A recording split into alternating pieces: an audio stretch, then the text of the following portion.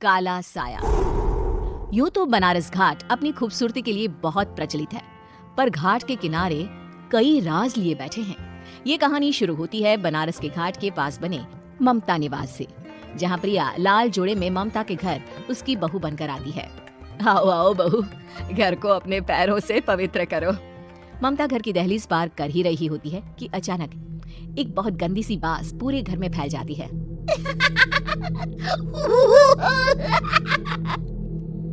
ये बदबू और ये आवाजें, ये कौन हंस रहा है माँ?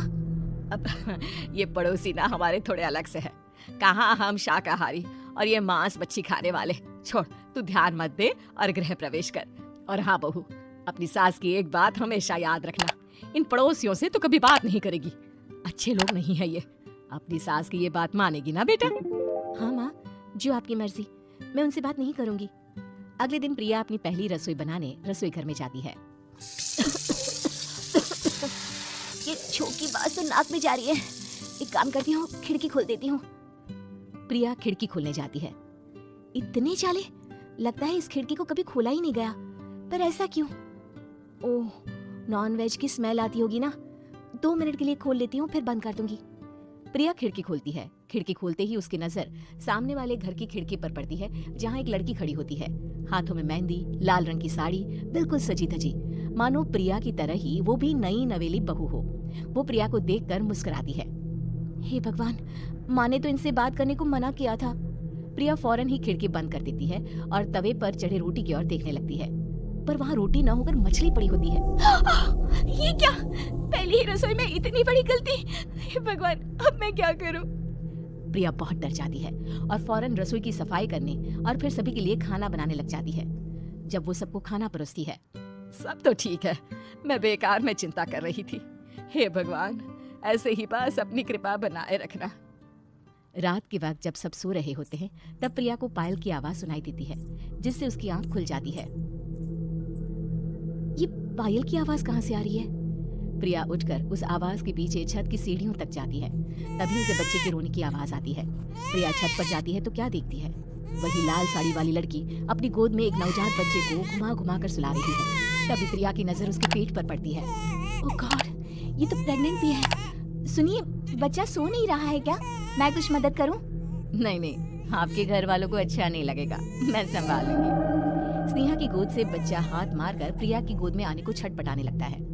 दोनों घर अगल बगल में बने होने के कारण प्रिया उस बच्चे को गोद में ले लेती है। प्रिया के पास आते ही वो सो जाता है। बच्चे का वो स्पर्श रात भर प्रिया भूल नहीं पाती और अगली सुबह वो छत पर कपड़े सुखा रही होती है। तभी उसे एक औरत इशारा करके बुलाती है। स्नेहा कह रही थी बाबू तुम्हारी गोद में आते ही सो गया। मैं गौरी, स्नेहा की माँ हूँ।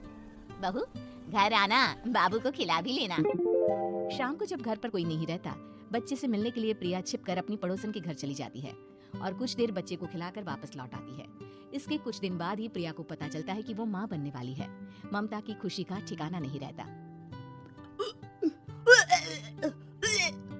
माँ जी, पता नहीं क्यों उल्टी आ रही है। प्रिया भागती हुई वॉशरूम में जाती है तो हरे और लाल रंग की उल्टी करती है। उस उल्टी में से कीड़े निकलते हैं। ये क्या? खून और ये कीड़े! माँ, माँ! प्रिया की आवाज सुनकर ममता दौड़कर आती है, पर बेसिन में कुछ नहीं होता। प्रिया हक्की बक्की रह जाती है। ये सब क्या हो रहा है? प्रिया घबरा जाती है और अपने कमरे में जाकर सो जाती है। डर के कारण वो इतनी थक जाती है कि उसकी आंख लग जाती है। तब उसे ऐसा लगता है उसके पेट पर मानो कोई बैठा हुआ हो। कौन हो? प्रिया के पेट पर एक 5 महीने की बच्ची बैठी हुई थी, जो बुरी तरह जली हुई थी। माँ, तुम ही मुझे लाई ना अपने पेट में? मैं तुम्हारी माँ नहीं हूँ। कौन हो तुम? माँ, देखो मैं जल गई बुरी तरह से। 6 महीने पेट में रहने को भी मुझे नहीं मिला। सहला दो ना माँ। बचाओ, बचाओ, माँ! ममता दौड़कर कमरे में आती है। प्रिया की बातें सुनकर वो सब समझ जाती है। तू कहीं बगल वाले घर में तो नहीं जाकर आई ना बहू?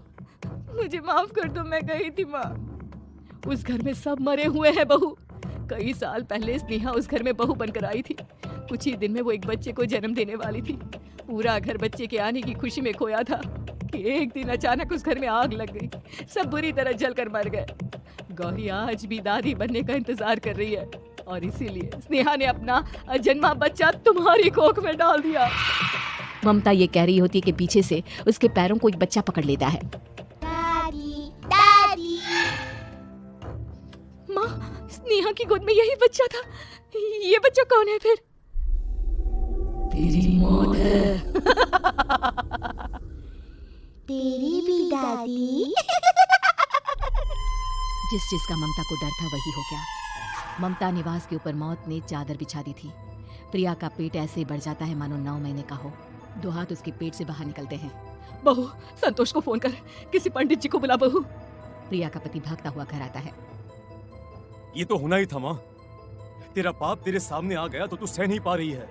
स्नेहा घर में आग लगी नहीं थी, माँ ने लगाई थी, प्रॉपर्टी की लालच में।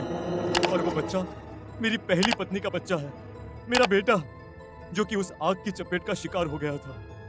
मैंने तुमसे ये सब माँ के कहने पर छुपाया था। मुझे माफ कर दो प्रिया। तुम अगर चाहो तो यहाँ से जा सकती हो। मैं तुम्हें किसी भी बंधन में रखना नहीं चाहता। मेरी शादी हुई है आपसे, मैं आपको छोड़ नहीं सकती, पर उससे पहले हमें स्नेहा, उसकी माँ और बच्चे की आत्मा की शांति करवानी होगी। संतोष और ममता गौरी के घर जाते हैं। अंदर सब कुछ जला हुआ होता है। जमीन पर जली हुई लाशें बिखरी हुई थी। ममता रो रो कर अपने करने की माफी गौरी से मांगती है। प्रिया स्नेहा के घर वालों का अंतिम संस्कार करवा देती है और ममता निवास फिर से आत्माओं के साए से मुक्त हो जाता है।